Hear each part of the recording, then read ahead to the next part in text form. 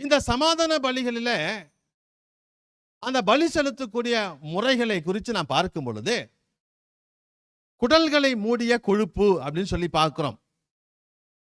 லேவியராகமம் 3ஆம் அதிகாரம் 2-5 வசனங்களை நீங்க பார்க்கும் பொழுது, முதலாவது அங்கே பார்க்கிறோம் குடல்களை மூடிய கொழுப்பு. அதாவது குடலை மேல ஃபுல்லா என்ன ஆயிடுச்சுங்க, என்ன சேர்ந்து போயிருக்கு? இப்போ கொழுப்பு, ஃபேட் சேர்ந்து போச்சுங்க. Praise the Lord.